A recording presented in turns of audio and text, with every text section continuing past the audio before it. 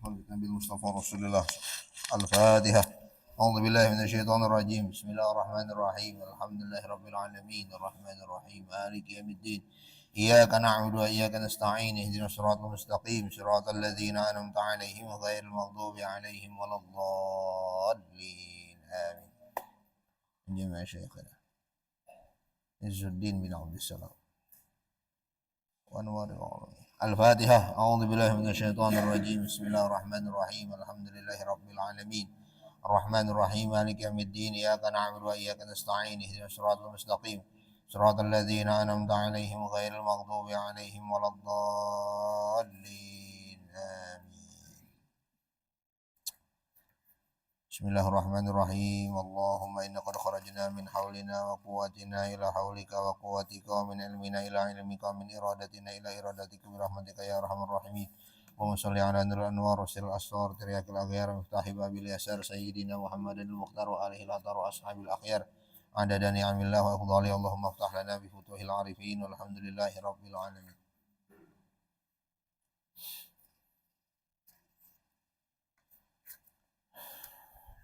Jadi kita di UIK itu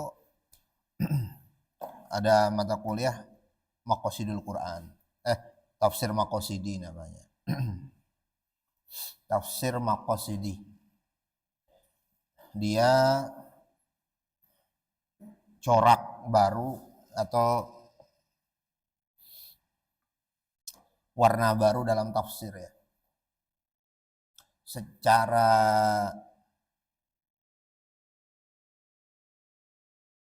esensi, intinya sebenarnya ya nggak baru. Secara inti nggak ada yang baru. Memang harusnya Quran tuh begini dari dulu. Dan dari dulu memang udah begini. Cuma dijadikan satu ilmu khusus atau pembahasan khusus itu baru. Ya.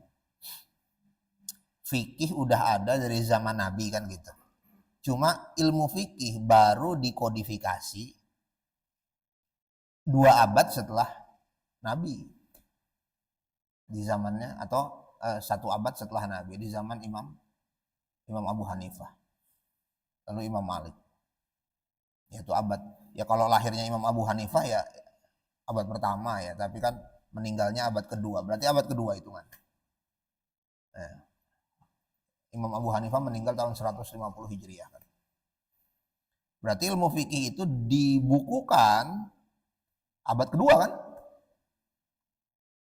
Apakah sebelum ilmu fikih nggak ada? Ada lah. Cara sholat kan ilmu fikih kan? Yang ngajarin sholat Nabi kan? Yang ngajarin sholat Nabi. Cara wudhu Nabi. Tapi buku fikih atau disebut ilmu fikih itu belum ada di zaman Nabi itu. Ya, itu baru ada nanti di zaman ulama-ulama mazhab yang dipelopori oleh Imam Abu Hanifah, Nu'man bin Sabit ya.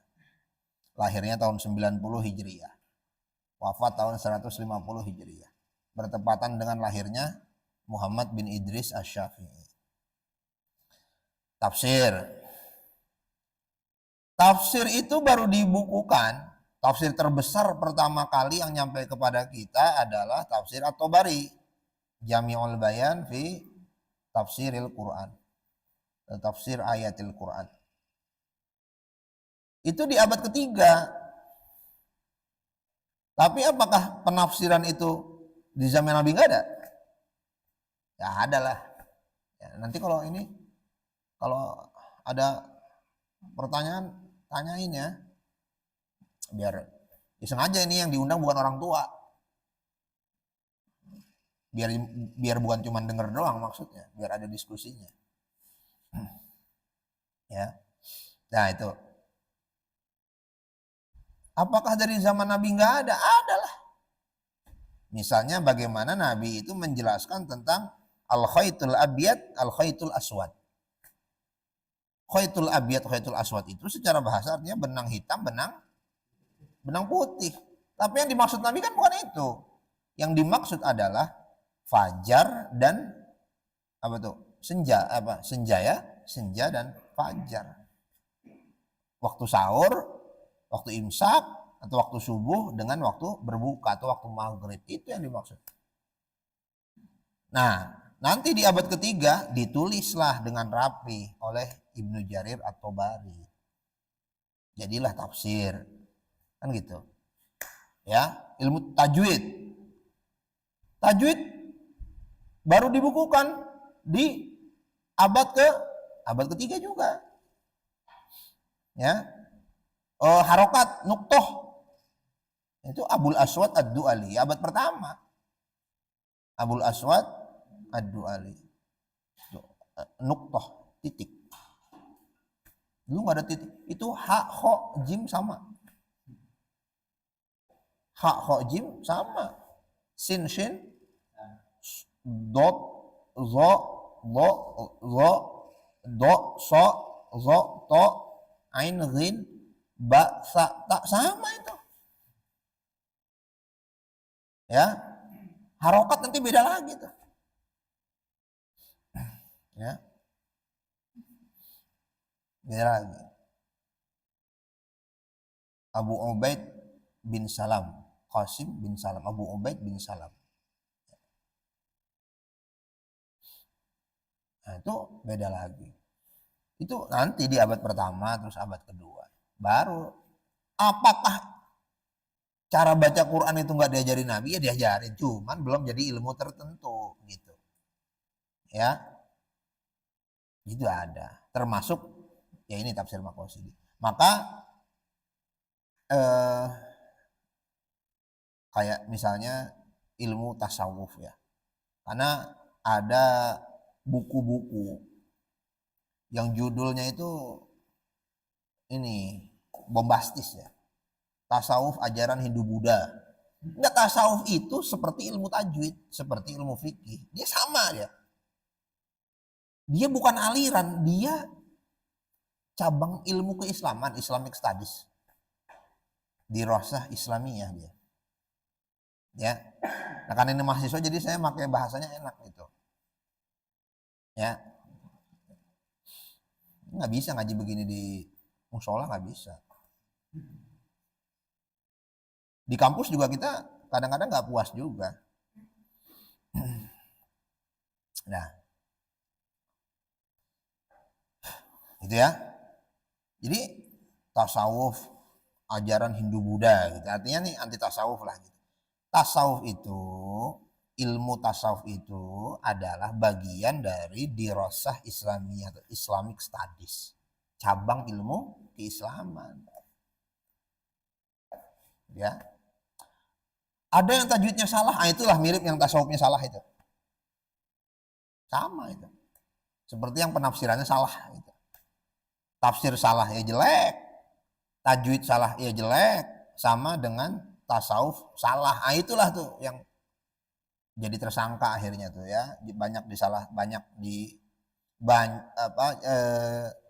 merusak citra. Tasawuf itu kan ilmu akhlak.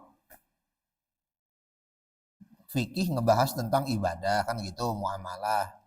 Tapi nggak ngebahas tentang sabar fikih itu. Yang ngebahas sabar tuh namanya ilmu tasawuf.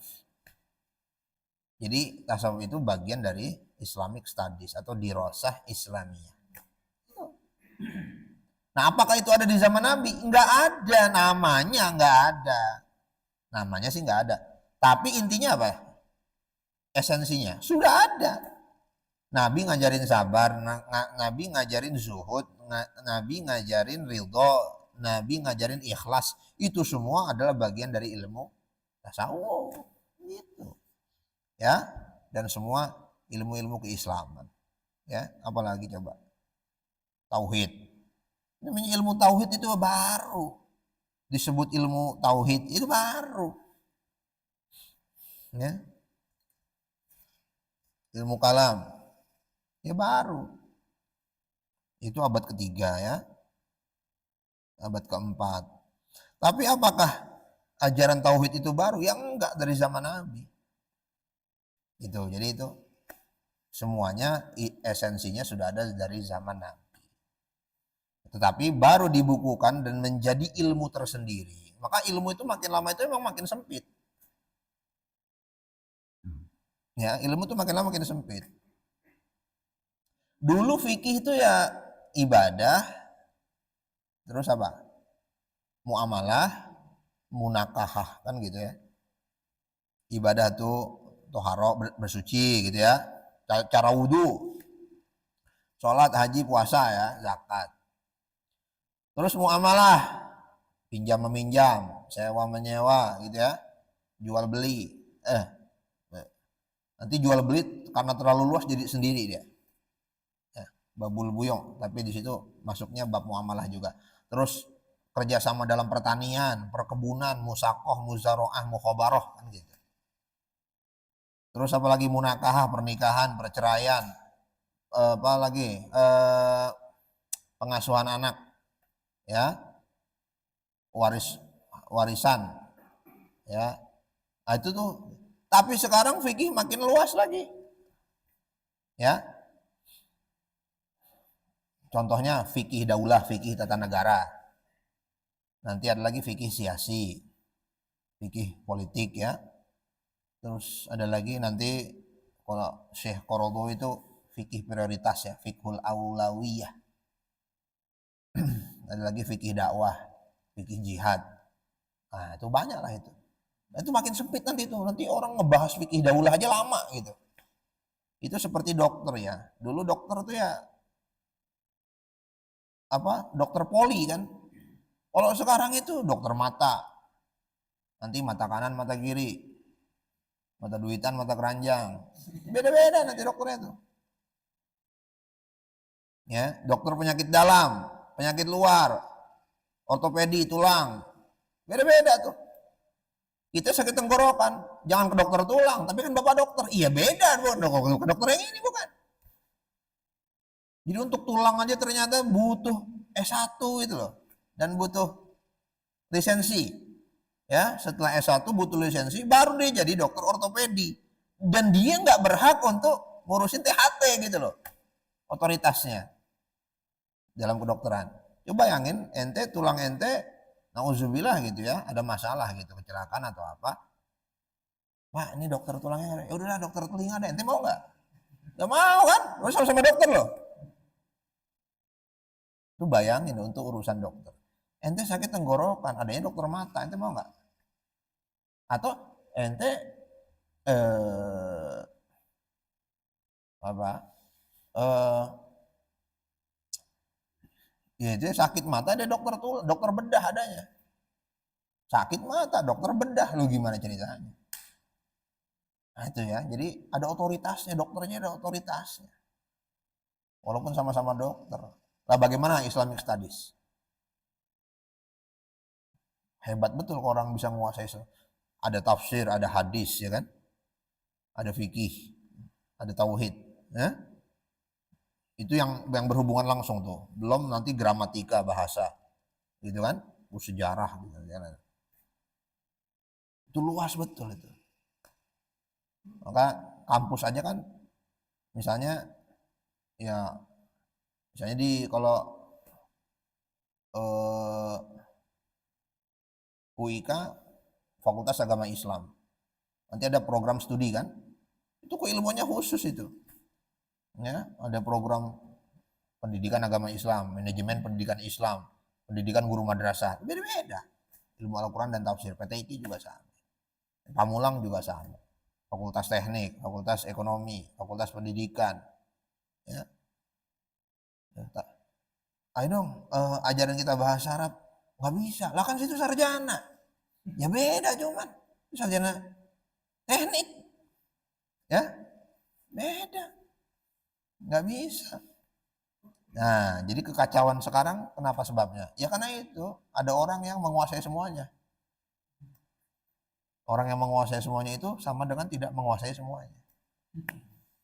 Gitu ya. Nah, sulit ya, jadi sulit ya.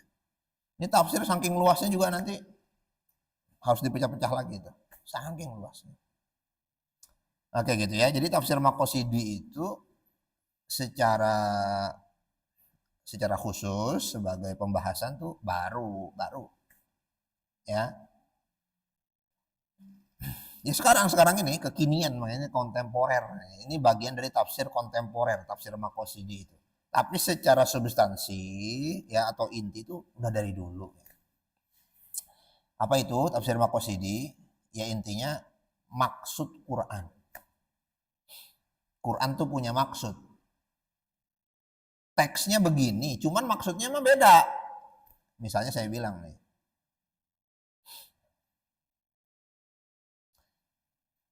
datang nggak besok? Insya Allah. Maksudnya apa tuh?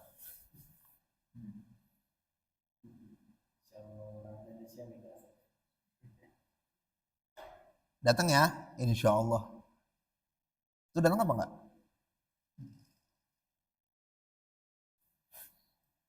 Bisa iya, bisa enggak? Kalau dulu insya Allah tuh datang. Ya, nah,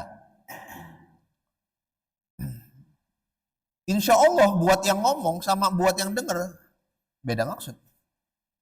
Besok datang ya, insya Allah. Dalam hatinya nggak datang. Yang ngomong insya Allah nih. Yang denger, ya udah gua tunggu. Gitu ya. Oke. Misalnya temennya bilang, gua nggak bawa duit. Teksnya gua nggak bawa duit. Terus kita mau respon apa?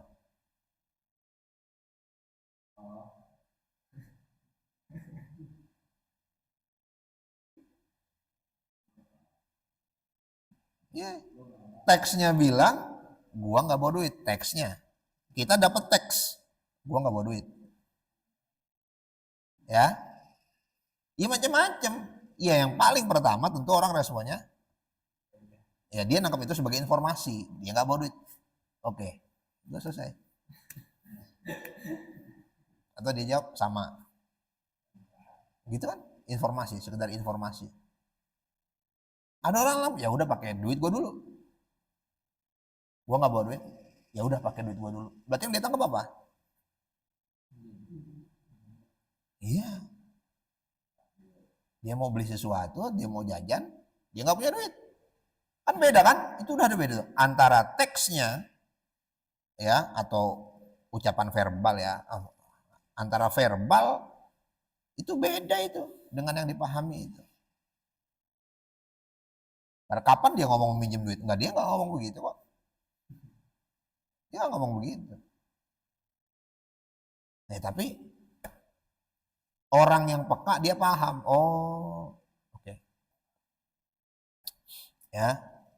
Ya. Atau dia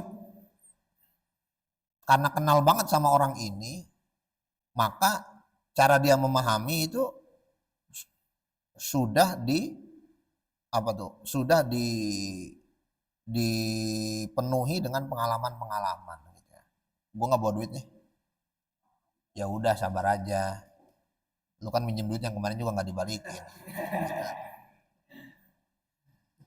Gitu ya. Karena dia punya banyak data atau pengalaman kan. Ya. Nah itu. Jadi model penafsiran Al-Quran yang selain membahas makna teks-teksnya begitu tadi ya. Teksnya begitu. Ya misalnya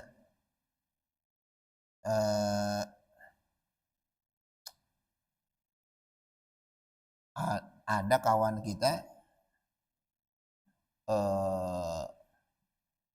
perempuan mahasiswi, dia bikin status hujan deras nih, teksnya hujan deras nih, di statusnya dia hujan deras nih. Kita mau respon apa?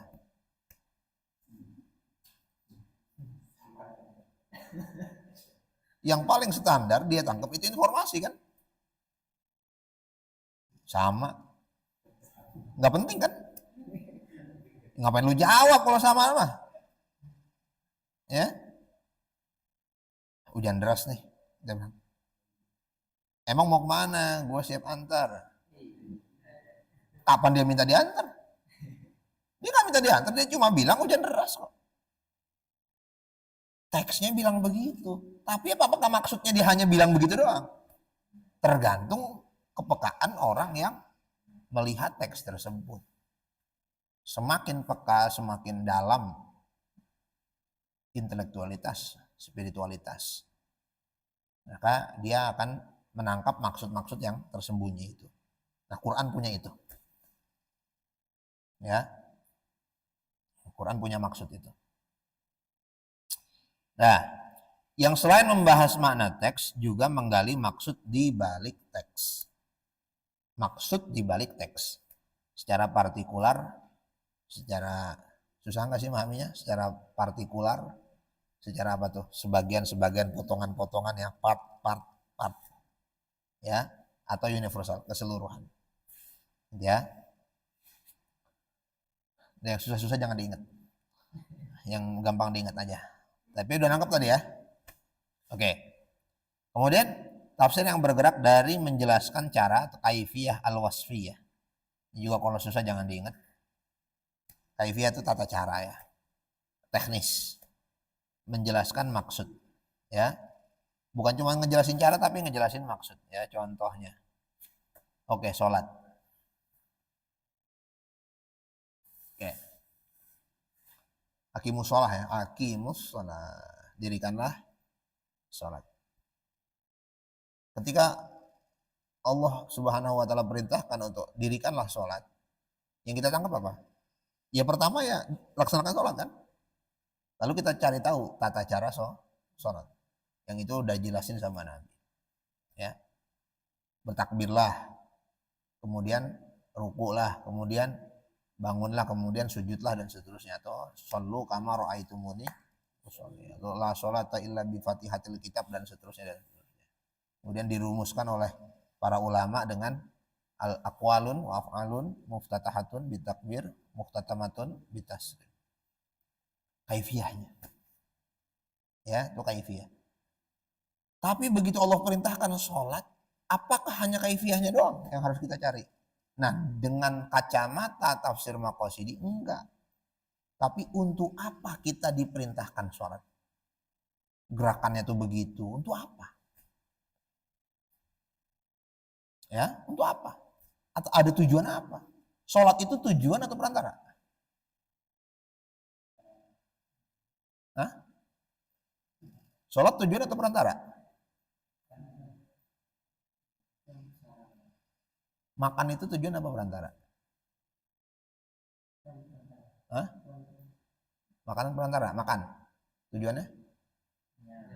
Kenyang. Yakin ya? Makan perantara ya, tujuannya? Kenyang. Ya. Pentingan tujuan apa Pak? Pentingan perantara? Mana yang lebih penting? Perantara apa tujuan? Berarti yang penting? Kenyang. Gak usah peduli apa yang? Kenapa harus? Pesan apa ya? Martabak manis, ketan apa kacang ya? Apa keju ya? Coklat ya? Setengah jam dia milih. Tujuannya apa? Tujuannya makan martabak apa sih tujuannya? Coba pikirin itu. Jadi untuk nempatin tujuan perantara aja orang bingung loh. Tujuannya pengen makan martabak dia kan. Tapi nyari martabak apa dia bingung. Wah, nggak ada potongan, nggak ada diskon. Ini ada diskon nih. Ya, cuman bintangnya 3. Pusing dia. Setengah jam nggak jadi ketiduran, ngantuk dia. Gitu ya. Ya perantara tuh wasilah ya. Tujuan tuh ghayah. Purpose. Hah? Gimana? Purpose ya. Ya. Tujuan ya. Nah, itu orang harus bisa bedain mana tujuan, mana perantara. Tempatin yang bener gitu. Nikah, tujuannya nikah apa tenda? Jadi nggak perlu mikirin tenda kan? Enggak, belum nikah. Tendanya dari mana? Lah, tujuannya nikah mikirin tenda. Ya, Azam ya. Tujuannya kan nikah ya? Bukan nikah. Hah? Berarti kan salah nempatin kan tujuan. Jadi perantara itu ternyata diprioritaskan. Itu nanti fikihnya itu kalau mau pakai fikihnya itu nanti fikihnya fikhul aulawiyah. Untuk kita punya timbangan prioritas itu mana prioritas itu. Fikih prioritas. Loh. Ente kesini pakai motor, pakai mobil, ya, pakai pesawat, pakai helikopter. Itu tujuannya ke sini. Perantaranya kendaraan itu. Gak peduli pakai kendaraan apa, yang penting nyampe kan tujuan namanya. Gak peduli pakai kendaraan apa, yang penting nyampe. Kuliah tuh yang penting selesai kan. Tujuannya kuliah kan selesai. Menyelesaikan apa yang dimulai. Sesuatu itu kalau dimulai itu harus diselesaikan. Ya. Nah, tapi kan Megawati nggak lulus. Anak Soekarno jangan diikutin. Kita bukan. Ya. Dia mah nggak lulus juga presiden. Ya. Kita ampek kita mah kalau nggak lulus kan. Nah. Ya. Jangan pikirin kuliah punya baju berapa. Yang penting kuliah. Jangan pikirin kuliah punya HP apa. Naik motor apa. Kita aja kuliah. Celana kita cuma 2 biji. 2 biji lo bayangin. 2. Cuman saya bisa beli tafsir Al-Misbah waktu itu. Banyak lah, bukan cuma Al-Misbah doang lah. Jadi S1. Wah, buku kita udah. Ya, kalau 20 juta mah ada lah kalau diduitin lah. S1 tuh. Cuman handphone kita jelek. Ya. Motor aja kita naik motor itu semester 3. Terus semester 1, semester 2 tuh naik bis, Deborah namanya. Warnanya ungu. Itu kapasitas 25 kali ya. Yang naik 50. Jangankan jalan, gerak aja nggak bisa. Napas tuh nggak bisa, saking penuhnya. Ya, saking penuhnya abangnya nagihnya dari jendela. Di tol. Ya. Yang paling apes kalau pas hujan ditutup, nggak ada AC. Kayak ikan berebut oksigen. Yang penting kuliah, selesai. Itu. Jadi tujuan harus dipastikan. Target. Oke. Nah, nanti kalau kita berarti ada tujuan jangka pendek, jangka menengah, jangka panjang. Wasilahnya kita siapin. Lewat sini, lewat sini, lewat sini, lewat sini. Udah, wasilahnya nggak kesampaian, yang penting tujuannya kesampaian. Gimana caranya? Itu ya. Yang penting kesampaian tuh, gimana tuh caranya tuh? Sampai ke sana. Ya. Ya. Mau ke sini, motor, wah motor nggak ada nih. Hah? Ngeteng. Hah? Naik ojek. Yang penting tujuan tercapai. Sukses lah dia. Ya. Ya orang yang fokus sama tujuan, insya Allah berhasil. Fokusnya tujuan, jangan fokus perantara. Gimana gue mau ngerjain skripsi kalau gue nggak punya laptop? Tujuannya skripsi bukan laptop loh ya. Tujuannya ngerjain skripsi bukan punya laptop. Tapi kalau dia harus syaratkan punya laptop untuk skripsi, insya Allah nggak akan selesai kecuali dia punya laptop. Itu juga kalau punya. Gitu loh. Nah, rukun nikah, mempelai laki-laki perempuan, saksi, wali, dan ijab kabul. Tambahan yang wajib mahar.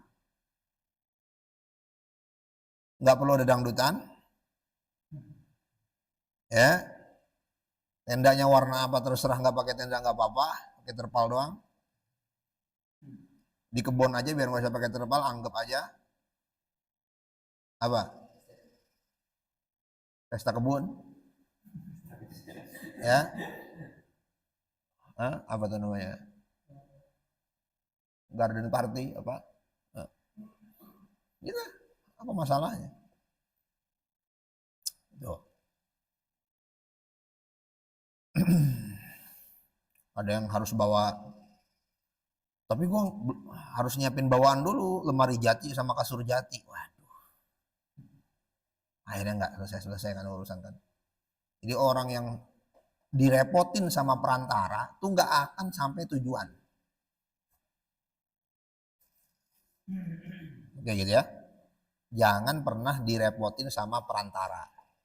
Oke, sholat perantara apa tujuan?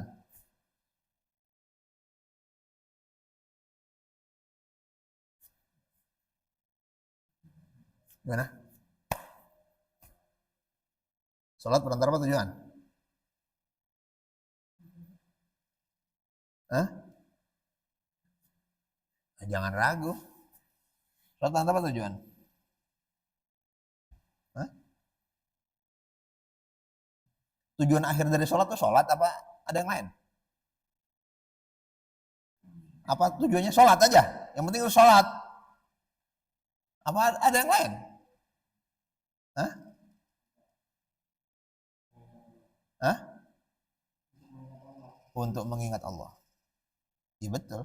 Aqimis sholata li zikri. Aqimis sholata li zikri. Di antara tujuan sholat adalah untuk mengingat Allah. Benar itu. Jadi untuk apa kalau sholat tidak mengingat Allah? Tapi sholat tetap wajib ya. Itu perintah Allah. Tetapi bukan hanya sholat. Tapi untuk mengingat Allah. Atau yang inna sholata tanha anil fahsya'i. Sholat itu untuk mencegah perbuatan keji dan munkar. Tujuan dari sholat. Ya. Dah. Dah itu yang susah-susah jangan diingat-ingat itu. Pokoknya mencegah perbuatan keji. Oke.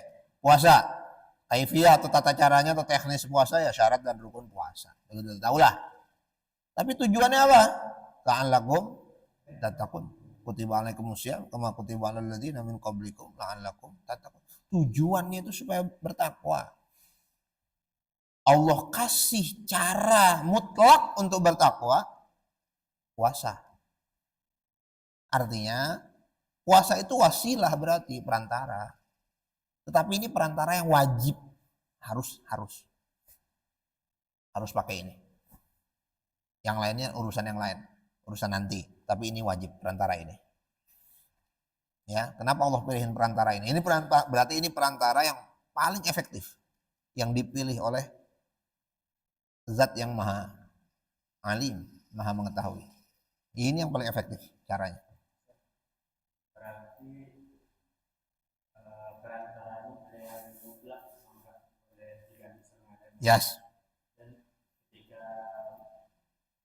perantaranya itu mutlak dan wajib, artinya perantara itu yang emang kokoh untuk mencapai tujuannya. Ya, ada perantara yang mutlak, ada perantara yang relatif. Boleh ya, boleh enggak. Ya, itu bisa kita bagi tuh. Ada perantara yang mutlak, ada perantara yang relatif. Ya. Nah, perantara yang mutlak makan sendok ya. Pakai centong emang enggak boleh, boleh. Ya. Cuman sendok itu diciptakan memang untuk nyendok nasi ke mulut. Kalau centong itu dari magicom ke piring. Walaupun bisa aja. Gitu ya. Dah. Oke. La'allakum tattaqun. Berarti tujuannya bertakwa. Ya sebenarnya semuanya kan tujuannya bertakwa. Haji itu wa tazawwadu fa inna khairaz zadid taqwa. Inna sholata tanha 'anil fahsya'i wal munkar. Takwa. Diperintahkan untuk adil. Wa anta adilu aqrabu littaqwa. Wala yajrimannakum syana'anu qaumin ala alla ta'dilu i'dilu huwa aqrabu littaqwa. Berlaku adil lah, takwa. Ya. Uiddat lil muttaqin, maafkan orang, tahan amarah. Uiddat lil muttaqin. Ya, semuanya ya ujungnya bertakwa. Nah, kisos bertakwa, sholat juga bertakwa. Oke. Kemudian, tapi kan semakin peka orang, dia nangkep maksud-maksud yang banyak. Oh maksudnya ini, oh maksudnya bisa ini, oh maksudnya ini, gitu ya. Kisos, kisos itu bunuh orang loh ya. Yang dimaksud di situ tuh kisos. Walaupun Qurannya juga jelasin ya, kutiba alaikumul qisasu fil qatla al hurru bil hurri wal abdu bil abdi wal unsa bil unsa. Faman ufiya lahu min akhihi syai'un fattiba'un wa ada'un ilaihi dzalikum takhfifum rabbikum ya. Ada as-sinna bisinni al-udhuna bil udhuni wasinna bisinni wal juruha qisas. Tapi yang dimaksud di sini itu walakum fil qisasi hayatun ya ulil albab. Kisos membunuh orang yang sengaja membunuh orang, lalu hakim hukum mati karena dia udah bunuh orang. Dibunuh lagi. Lah dibunuh lagi itu kata Quran di dalam membunuh orang yang membunuh tadi, membunuh si pembunuh, ada kehidupan. Lo bunuh orang kok ada kehidupan. Tujuan kisos bunuh orang itu untuk kehidupan. Walakum fil qisosi hayatun ya ulil albab. Ada kehidupan bagaimana? Ya, di Jakarta Timur orang tawuran bunuh orang. Karena dia bunuh orang, SMA bunuh orang, akhirnya hakim putusin dia harus dibunuh lagi. Itu di Jakarta Barat mau tawuran mikir. Di Jakarta Barat ada orang tawuran, tangan dibacok. Tangan yang bacok tangan, hakim putuskan tangannya harus dibacok lagi. Yang bacok algojo. Dilukai oleh algojo, bukan oleh si korban. Itu di Jakarta Pusat mau tawuran, ngelukain orang, mikir. Karena dibiarin, di Jakarta Barat tawuran dibiarin, Jakarta Pusat tawuran, Jakarta Timur tawuran, Jakarta Selatan tawuran, Sulawesi tawuran, Sumatera tawuran, Kalimantan tawuran. Karena begal dibiarin begitu. Allah bilang dalam menghukum mati orang yang membunuh orang ada kehidupan. Tujuan kisos untuk kehidupan. Tujuan kisos bukan untuk bunuh orang, bukan. Tujuan kisos untuk kehidupan. Nah, jadi semakin peka dia akan nangkap banyak maksud. Kayak gitu ya. Dan tapi tujuan itu dirumuskan oleh Imam Al-Ghazali. Nah, itu yang disebut dengan maqasidu asy-syariah ya. Nah, itu ada 5 itu ya. Jaga akal, jaga agama, jaga keturunan, jaga jiwa, dan jaga harta. Gitu ya. Jadi intinya tafsir maqasidi itu adalah mencari maksud dari firman Allah Subhanahu wa taala, bukan hanya teksnya doang.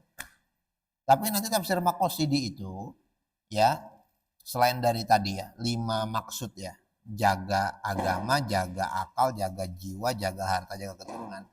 Nanti ulama tafsir kontemporer yang mempeloporkan tafsir maqasidi itu bikin tujuan Quran sendiri.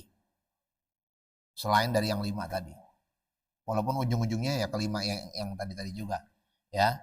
Oke, itu tafsir maqasidi ya. Jadi maksud Quran itu apa? Bukan hanya sekedar teksnya saja.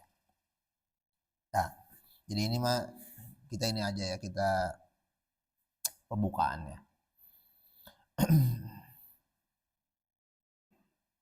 Ya.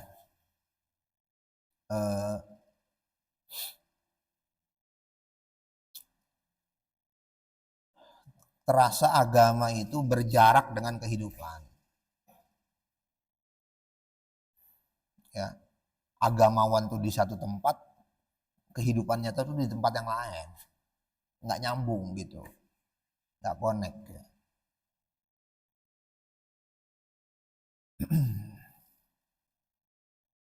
Orang Islam pengen kaya nggak? Pengen kan? Lalu kata Rasul, Kata Rasul sallallahu alaihi wasallam, raq'atil fajri khairun minad dunya wa ma fiha. Gitu ya. 2 rakaat fajar itu lebih baik daripada dunia dan seisinya. Gitu ya. Ditambah lagi dengan misalnya man sholla man man man sholla man sholla rakaat duha. Arba'a rakaat ya, 4 rakaat sholat duha ya. Kafahullahu dzalikal yaum. Allah cukupkan hari itu rezekinya. Nah, ini yang jadi masalah. Saya udah sholat duha nih saya. Enggak, masih miskin-miskin aja nih saya. Berarti kan hadis itu gak jadi solusi itu. Akhirnya tuh hadis jadi tersangka. Padahal yang salah tuh bukan hadisnya. Orangnya itu yang salah. Nah, gara-gara teks itu dipahami telanjang begitu doang, ya, dipahami polos gitu ya. Akhirnya dia jadi nggak relate sama kehidupan tuh, jadi nggak nyambung. Karena nggak nyambung, akhirnya jadi tersangka. Wah, bohong, sholat duha nggak bikin kaya. Dan memang iya, ternyata Erick Thohir juga nggak sholat duha ternyata. Ya, Erick Thohir, Bill Gates, ternyata nggak sholat duha ternyata. Ya, Aguan nggak sholat ternyata. Jangan kan sholat duha, sholat aja nggak. Ya, gitu ya. Nah, kenapa? Karena yang ditangkap teks itu secara telanjang begitu. Ya, telanjang itu. Dia nggak nangkep makna teks misalnya, yang dimaksud pagi-pagi itu jangan diem gitu loh. Beraktivitas gitu loh. Kecuali kalau dia punya kontrakan 50 pintu. Ya. Nah, gitu. Nah, itu jadi setiap teks itu punya maksud ya. Coba ayat Al-Quran yang pertama turun, Iqra, baca. Yang kita pahami apa jadinya? Baca. Apa gunanya baca doang? Coba deh, teman ente WA. Teman ente WA ke ente nih. Atau ente yang WA ke teman ente.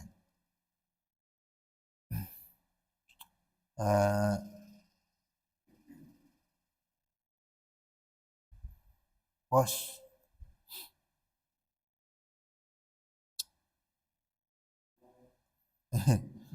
bos, aneh belum dapat kiriman nih, kuota udah mau habis. Kan perintah Quran tuh baca. Baca. Kita baca ya. Waduh ya nih. Ini Rajo nih bos. Kuota mau habis. Oke. Ya udah. Emang itu. Kita diperintahin itu baca. Quran, Iqra bismillahirrahmanirrahim. Lu ada soal Al-Fatihah gitu ya. Alhamdulillahirabbil alamin. Segala puji bagi Allah, Tuhan semesta alam. Oke. Maha pengasih, maha penyayang. Oke. Udah gitu doang. Di Indonesia itu menjadi negara dengan kemampuan literasi terendah di dunia. Kemampuan literasi itu maksudnya Indonesia cuma bisa baca doang. Itu sering, ini anak-anak UIK hafal bener nih. Saya kesel betul tuh kalau makalah tuh dibaca itu. Emang kita nggak bisa baca apa? Ya, Gemini kita aja bisa baca. Iya apa enggak? Ya. Mahasiswa semua nih, janganlah kan presentasi itu baca aja. Ya, reporter apa?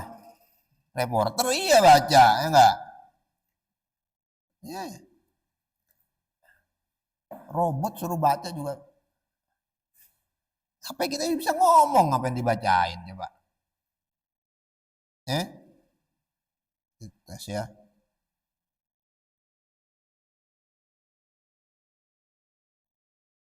Tafsir Maqasidi. Tentu, saya akan bantu jelaskan. Waduh, dia udah jago banget. Nggak perlu datang ente ke sini ternyata. Ente nggak perlu datang ke sini ternyata, Bos. Ngapain jauh-jauh ternyata. Ayo udah bisa jawab tafsir Maqasidi apa panjang-panjang tadi. Udah bikin kopi, bikin apalah. Tuh ya. Tapi kan dia bukan manusia. Dia nggak punya humanity, kemanusiaan dia nggak punya. Maka harus beda itu. Kita tuh human, kita manusia. Ini jangan cuma baca. Perintah Iqra tuh bukan, tapi pahami apa yang dibaca. Maka dalam induk-induk kamus bahasa Arab yang Lisanul Arab, gitu ya, Mu'jam itu Iqra itu artinya baca, teliti, pahami, dalami, kenali ciri-ciri, analisa. Tuh, Iqra itu artinya tuh. Nah, Indonesia itu menurut data adalah negara yang kemampuan literasinya paling rendah. Cuman sanggup baca. Maka Indonesia nggak ngerti mana hoax, mana benar tuh nggak ngerti. Mana fakta, mana hoax tuh nggak ngerti. Asal dia baca bahwa Sintayong dipecat lalu masuk Islam, dia percaya.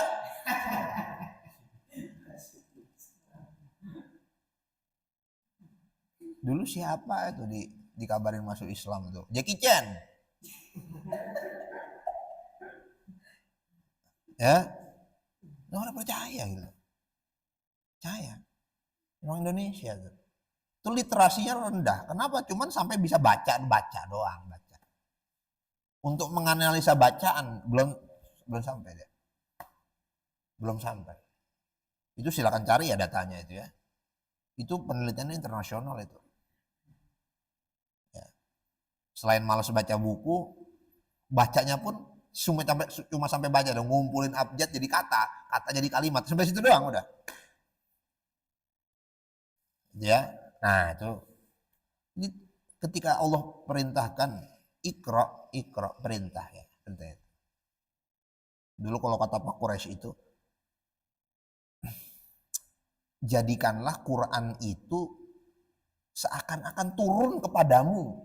Ketika dia turun tuh turun kepada kamu. Jadi ngerespon kita itu, karena kita ngerasa itu turun kepada kita. Maka itu kan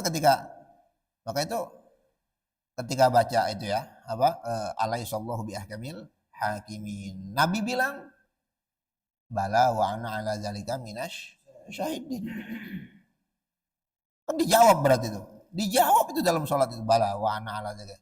Karena itu pertanyaan, alaihissallahu biahkamil hakimin, bala wa ana ala zalika minash syahidin. Karena ketika kita menjawab, ya kita benar-benar ngerasa tuh Quran turun kepada kita itu. Ya, bukan sekedar ngomong doang tuh Quran, ngomongnya sama siapa? Ngomongnya sama Nabi, bukan sama kita gitu. Tuh Quran itu ngomong sama kita.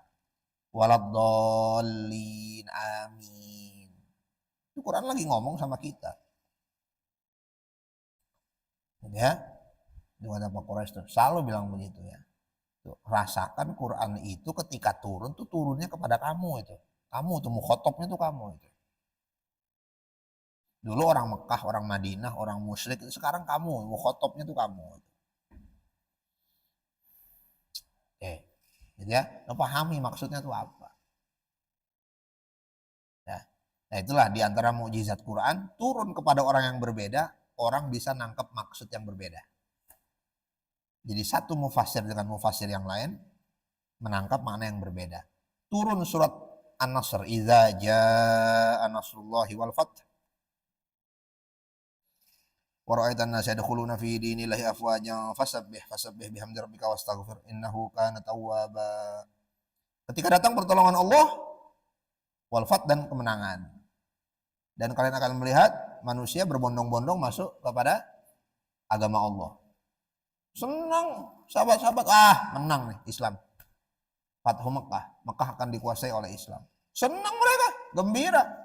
Abu Bakar nangis. Coba. Ya, Abu Bakar nangis.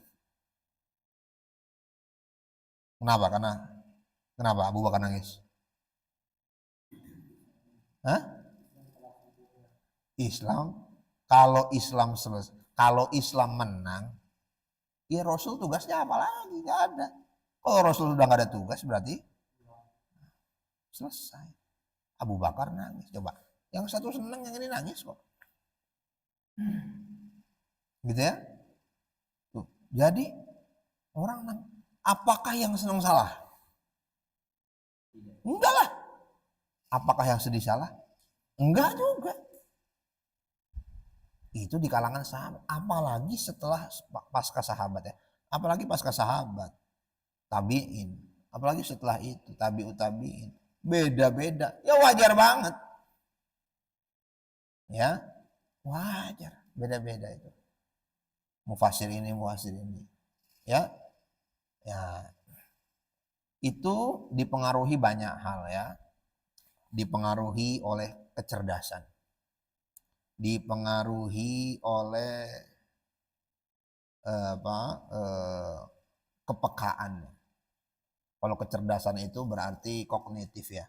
Kalau kepekaan itu hati, gitu ya, rasa, ya. Terus dipengaruhi oleh latar belakang budaya. Beda budaya, cara kita memahami bahasa tuh beda. Ya. Misalnya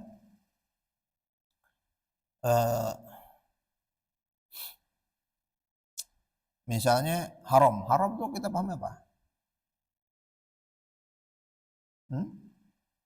Ya haram kan? Kalau dilakukan dosa, kalau dijauhi dapat pahala, itu haram.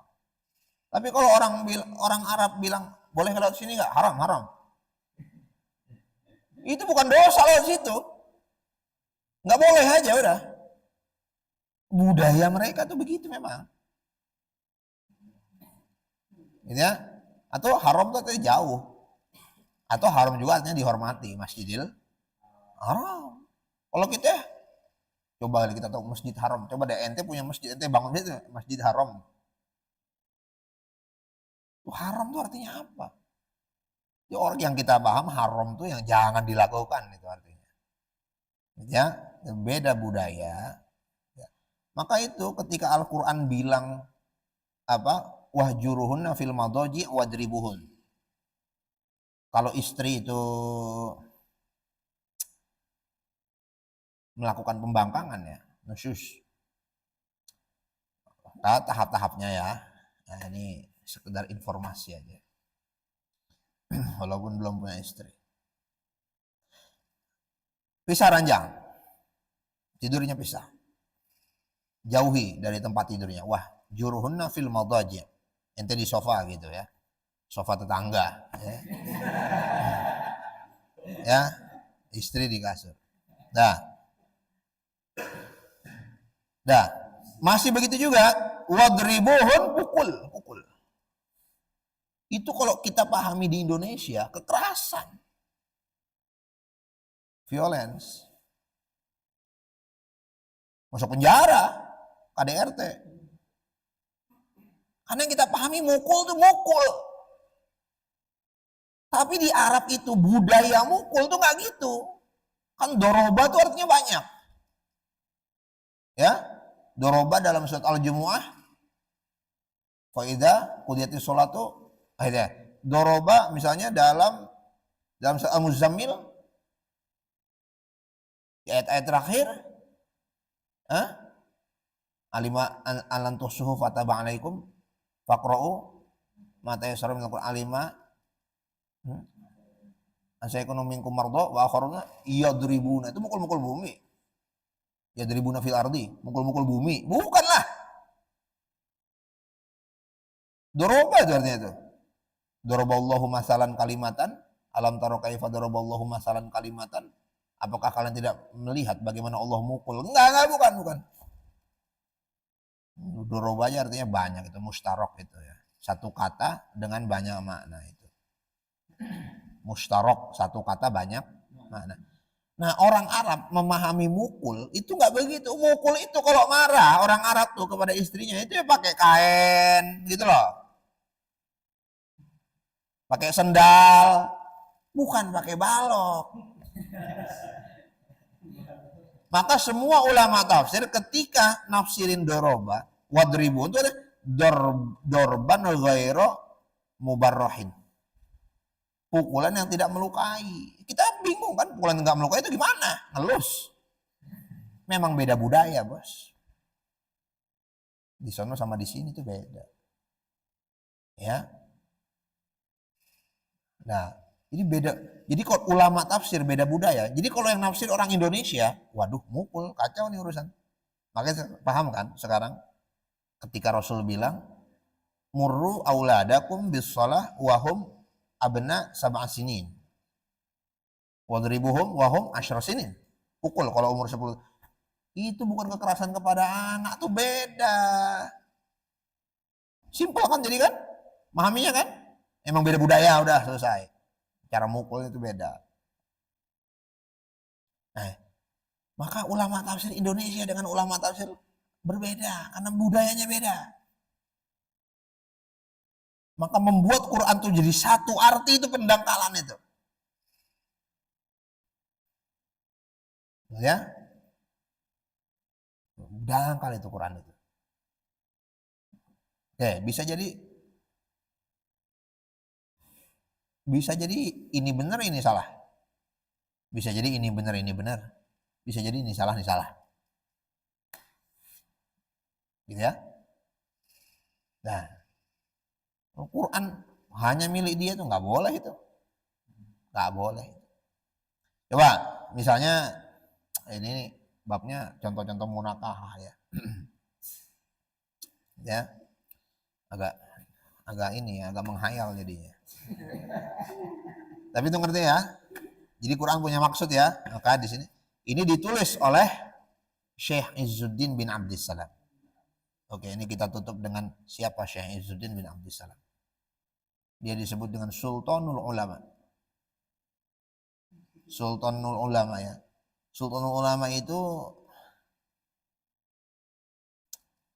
sultannya ulama, itu sultan itu apa ya artinya ya? Kalau kita sultan orang kaya ya. Nggak cocok ya. Nggak mungkin orang kaya kan artinya kan?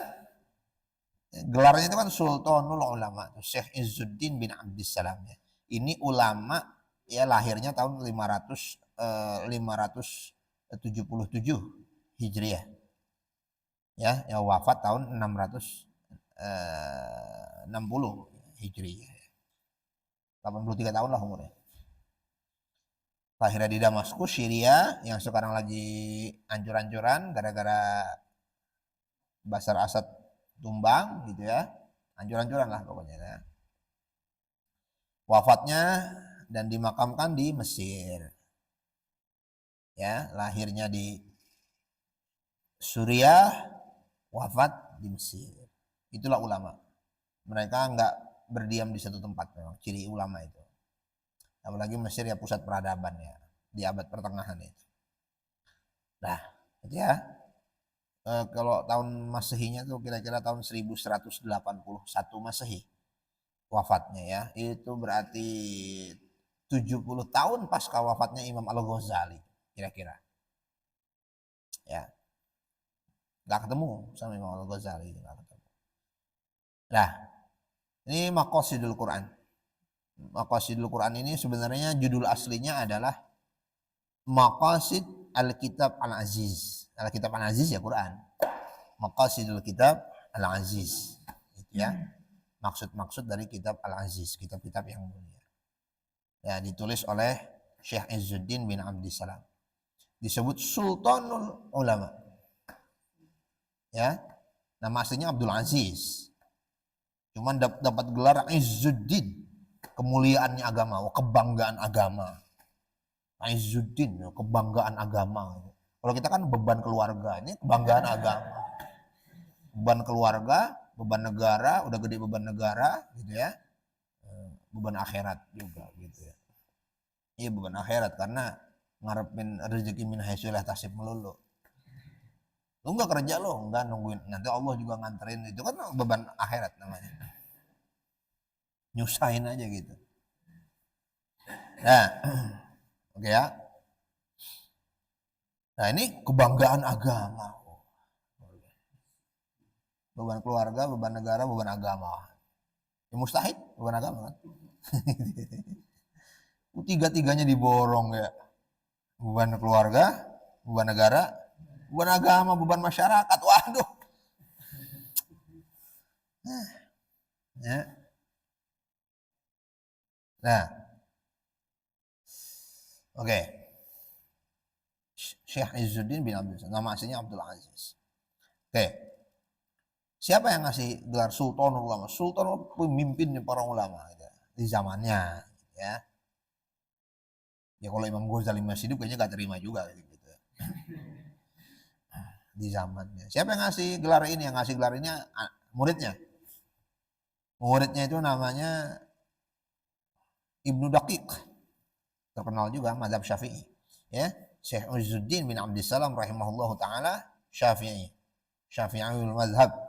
Mazhabnya mazhab Imam Syafi'i. Ya. Nanti muridnya yang terkenal namanya Ibnu Daqiq.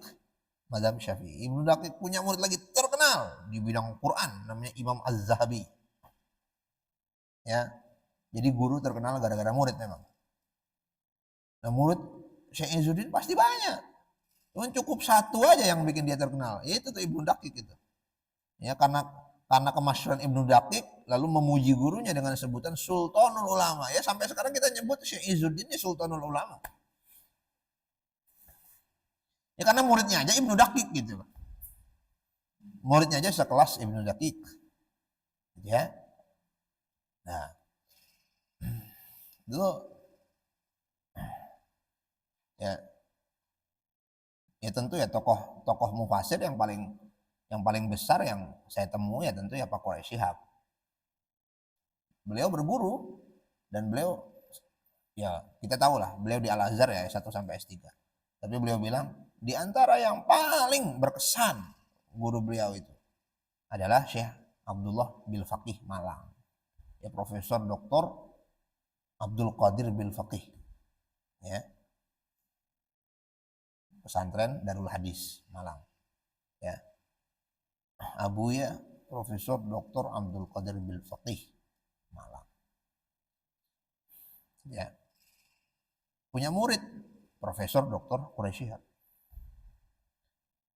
Prof Nazar itu ya hitung-hitungannya murid Pak Quraisy itu. Menteri Agama. Itu ya. Nah. Oke. Nah, Syekh Izzuddin bin Abdissalam ini ya tentu orang itu jadi ulama besar itu ya belajar ya, nggak ada orang jadi ulama tuh tidur bangun-bangun pintar itu nggak ada. Walaupun ada cerita-cerita mistisnya tuh ada. Makanya tergantung ya. Orang tuh memang kalau dari awal tuh suka mistis, dia akan cari sisi mistisnya. Bagaimana supaya pinter versi Syekh Izzuddin bin Abdissalam jalur mistis. Nggak mau jalur belajar dia nggak mau. Jalur keperpustakaan, jalur nulis, jalur baca, jalur diskusi, nggak akan mau dia. Dia pengennya jalur puasa 40 hari.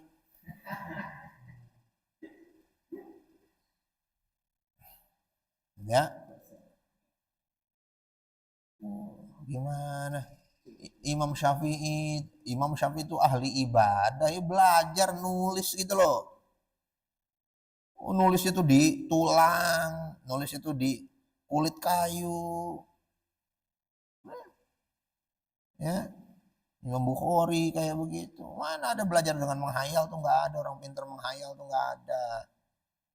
Jadi ada juga cerita-cerita mistisnya. Yang jelas ini Syekh Izzuddin bin Abdissalam ini susah untuk dapat manakib atau riwayat hidupnya ketika masih kecil susah karena memang orang miskin.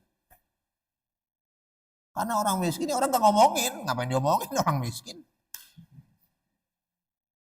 Gak ada yang menarik itu dari masa kecil dan keluarganya Syekh Izzuddin. Orang biasa.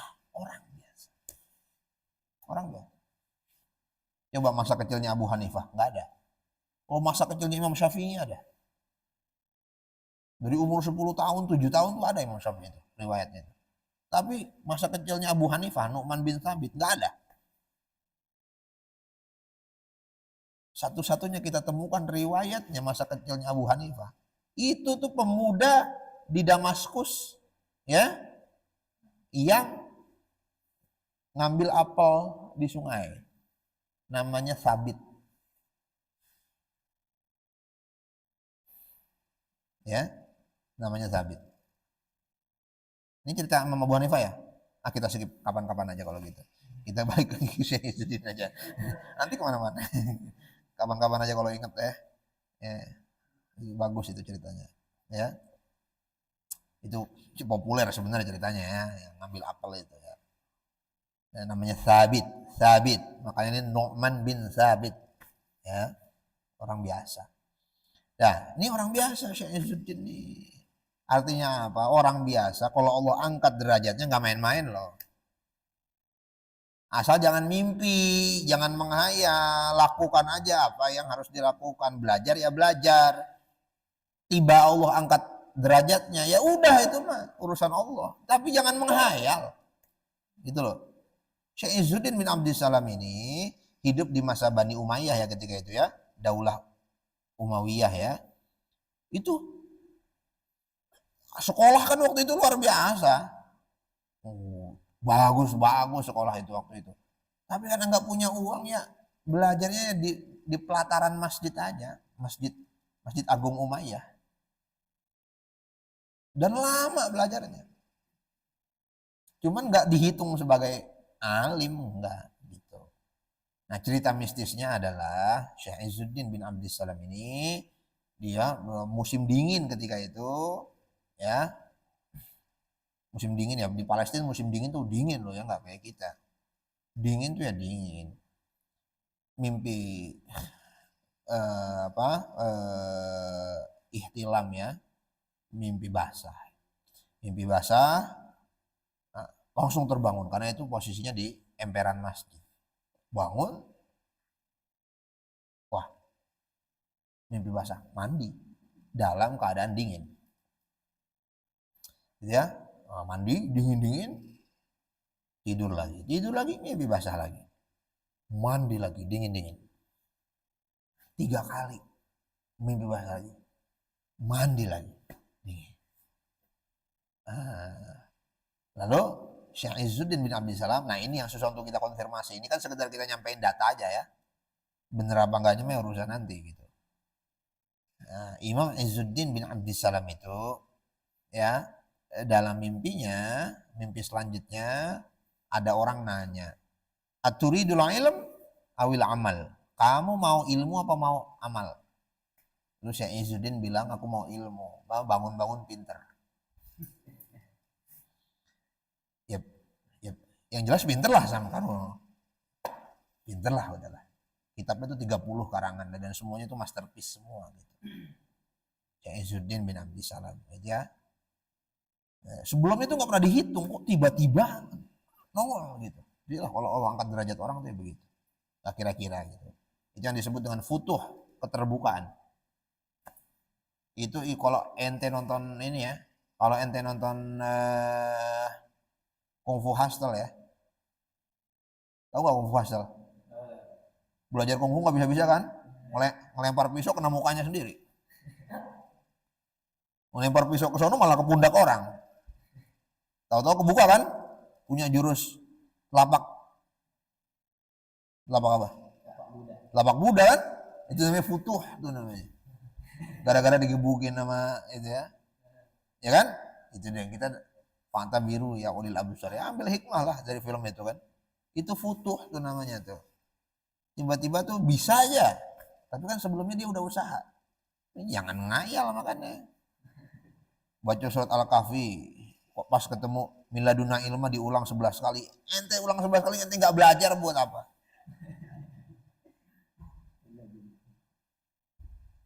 Dapat ijazah. Oke, ijazah nih biar cepet baca miladuna ilma. Wa atainahu miladuna. Mengharap ilmu laduni dia. Dia masih menghayal ngarap ilmu laduni, kita udah baca 10 buku. Kita goblok tapi kita baca 10 buku lebih pintar dari dia. Ya. Nah, gitu ya. Itulah yang kata orang Messi bakat, Ronaldo berlatih, begitu kira-kira. Gitu ya. Bakat itu bisa dikalahkan dengan latihan loh ya. Nah, itu. Jadi saya lebih tertarik dengan cerita realistisnya Syekh Izzuddin bin Abdissalam. Ya walaupun ya Allah yu'til hikmata may yasha. Allah memberi ilmu hikmah kepada siapa saja yang Allah kehendaki, enggak tebang pilih. Wa may yu'tal hikmata faqad utiya khairan katsira wa may yadhakkaru illa ulul albab. Allah kalau mau ngasih ya, terserah Allah aja udah. Ya. Cuman jangan bergaya-gaya udah dikasih ilmu hikmah.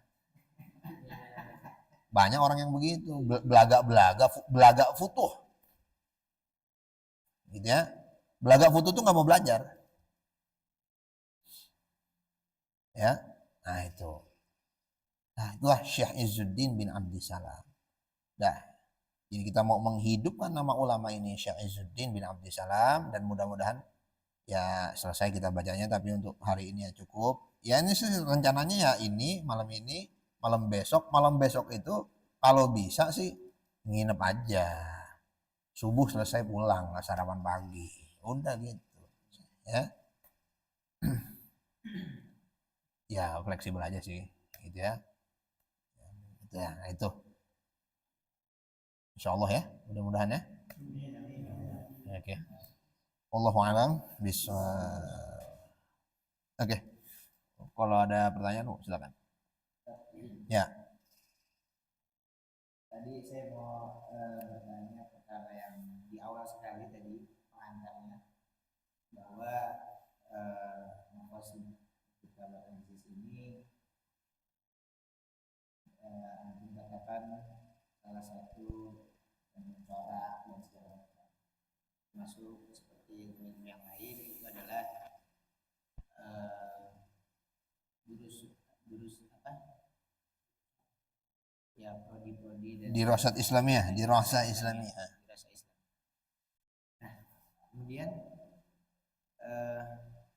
semakin sempitnya dan semakin terjurusnya ilmu tersebut dan ahli-ahlinya juga semakin terperinci,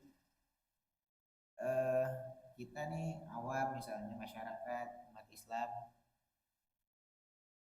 sampai sejauh mana kita bisa apa ya, mempelajari atau misalnya mungkin ya mengikuti atau mungkin kita seperti apa gitu, karena otoritas tadi kan adanya masing-masing seperti itu, dan sampai sejauh mana orang ini atau satu orang kita bisa percaya dan kita ikutin sebagai dokternya, misalnya kita sebagai ustadz yang bisa dipegang seperti itu. Ya. Otoritas, orang yang punya otoritas adalah orang yang diakui oleh otoritas yang lain. Siapa yang bilang dia untuk bagaimana kita tahu dia dokter beneran? Kalau dokter yang lain yang otoritatif bilang dia dokter.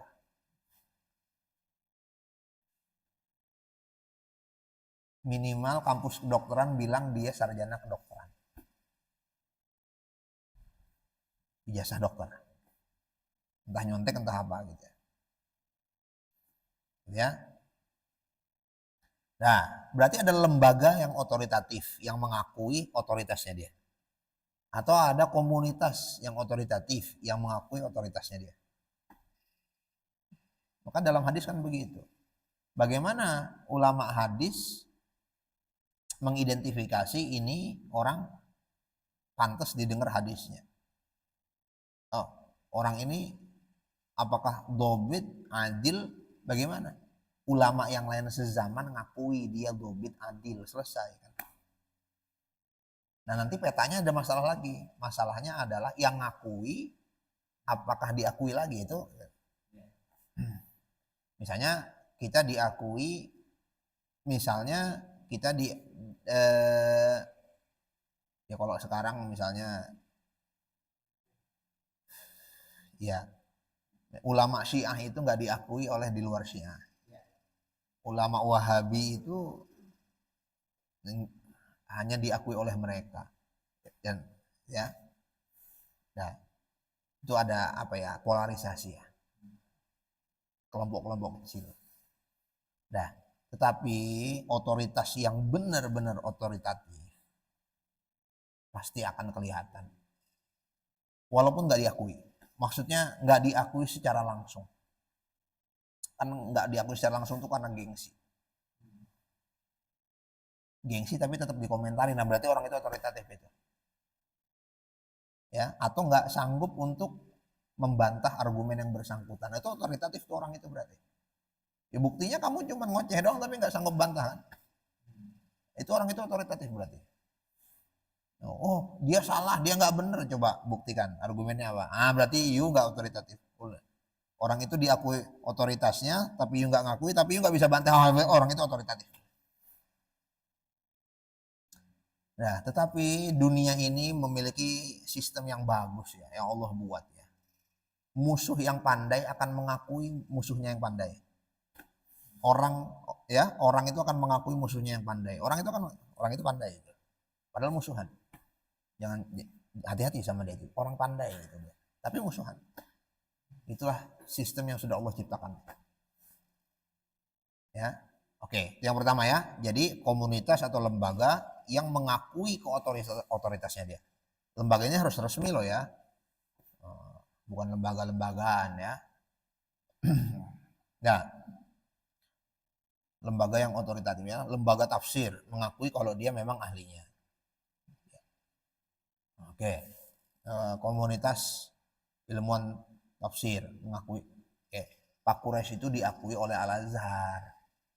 Jadi kalau yang nggak ngakuin itu, adalah nggak usah dianggap begitu, udah.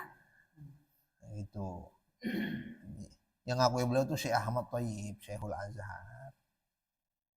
Ya. Oke.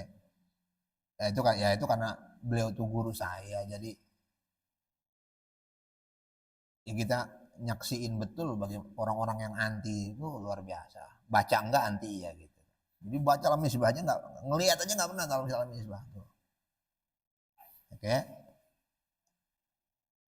Kemudian yang kedua, dia punya produk ilmiah untuk membuktikan otoritasnya. Maka dosen itu harus punya jurnal atau tulisan ilmiah, karya-karya tulisan dia, buah pikirnya dia. Masa dosen nyinyir, nggak boleh lah. Harus kalau mau ngeritik sesuatu harus dengan background dia. Ya, itu. Jadi dia harus punya produk ilmiah. Apa buktinya? Kalau dia dokter, mana produk ilmiah dokternya dia? Ya. Nah, otoritas yang lebih meyakinkan adalah produk dia terbukti dokter. Nah, gitu ya. Kalau produknya belum terbukti, misalnya kita punya pemikiran tentang tafsir Maqasidi, tetapi begitu dipraktekin sulit, berarti masih harus diuji coba. Belum tokcer berarti. Ya, baru diakui sama orang, terus punya produk, tapi produknya belum teruji. Gitu ya. Nah, kalau produknya sudah teruji, bisa dipakai, bermanfaat, nah tuh menunjukkan otoritas dia benar-benar. Kayak gitu ya. Gampang ya untuk melihat otoritas itu gampang. Oke. Jadi ahli fikih berfatwa tentang fikih. Ahli bahasa fatwa tentang bahasa, jangan nyebrang. Ahli fikih ketika pengen ngertiin bahasa, dia akan ngerujuk kepada ahli bahasa. Nanti juga tafsir ada bidangnya, hadis ada bidangnya, dan seterusnya, dan seterusnya, dan seterusnya. Walaupun dulu terkenal ada ulama-ulama yang multidisipliner ya. Tapi kalau sekarang kita meragukan itu. Sulit, sangat sulit. Bahkan untuk tafsir aja, satu bidang tafsir aja, tafsir klasik, tafsir itu aja sulit. Apakah tafsir kekinian, apa tafsir di zaman dulu itu sulit. Sulit. Ya, karena kita disibukkan dengan yang lain. Nggak kayak ulama dulu ya. Ulama dulu itu bangun ya nulis tafsir. Kalau kita bangun-bangun meriksa WhatsApp kan susah. Udah habis waktu kita. Ya, waktu kita udah habis. Nah, itu untuk melihat otoritas. Oke? Jadi kalau nanti ada yang ceramah masalah tafsir di TV dan dia bukan lulusan tafsir, minggirlah. Jangan ngomong lah. Jangan bilang itu tafsir lah. Bilangnya tadabbur. Gitu, harus gitu. Ya. Ngeluarin hukum. Ngeluarin hukumnya itu bukan ngutip hukum, tetapi ngeluarin hukum sendiri. Memang yuk ahli fatwa, mufti. Bukan, jangan. Mufti juga macam-macam kan tadi kan, mufti bahasa, mufti sejarah, mufti tafsir, itu beda-beda tuh. Mufti hadis beda-beda. Ya. Nah, sekarang otoritasnya nyebrang-nyebrang. Yang nggak ahli ekonomi komentar ekonomi. Nggak ahli politik. Jadi orang nimbang politik pakai fikih ibadah. Ya hancur lah. Hancur zaman sekarang. Gak bisa. Kalau saya tafsir, maka saya harus nimbang politik pakai tafsir. Apa? Ayat politik. Begitu aja. Nanti nggak relate sama ilmu politik, itu urusan belakangan. Tapi saya mau ngelihat politik ini pakai kacamata saya, gitu. Ya. Jadi harus pakai kacamata keahlian kita. Nggak boleh pakai kacamata yang kita bukan ahlinya. Itulah tanda. Pak Quraisy itu pernah ditanya. Ada orang pernah nanya sama Quraisy itu di majelisnya, di rumahnya dulu. Pak Quraisy dulu buka pengajian di rumah sama di masjid. Masjidnya itu depan rumahnya. Ya sekarang udah nggak lagi. Ada orang nanya panjang nanyanya. Dia jelasin, Indonesia begini begini begini, pemerintah begini begini begini, luar negeri begini begini begini. Itu Pak Quraisy bagaimana menurut Bapak? Itu kata Pak Quraisy. Saya nggak tahu. Silakan yang lain nanya. Itu dia udah ngomong sebelumnya. Luar biasa itu Pak Quraisy.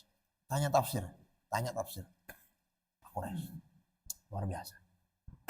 Itu emang sulit untuk menemukan ulama yang ciri-ciri keulamaannya itu benar-benar luar biasa. Ini kalau saya nguji Pak Quraisy ya sebenarnya nggak ngaruh lah ya, karena saya nggak otoritatif ya. Karena yang muji beliau tuh udah Syekhul Azhar, udah percuma kita muji juga ya. Udah percuma ya. Itu nunjukin otoritas beliau tuh luar biasa. Otoritas beliau ya. Oke, cukup ya. Mudah-mudahan ada manfaatnya. Takutnya yang mau di UI kan mau pulang gitu. Ya kalau sempat ya besok kita ngopi terakhir. Ya gitu ya. Biar tempat kita nih ada berkahnya juga baca kitabnya Syekh Izzuddin bin Abdussalam. Oke, ini kitab PDF-nya saya punya bahasa Arab. Adallahi yakum ajmain. Mohon maaf lahir batin. Assalamualaikum warahmatullahi wabarakatuh. Itu ada kopi, masak air biar panas. Ada kopi.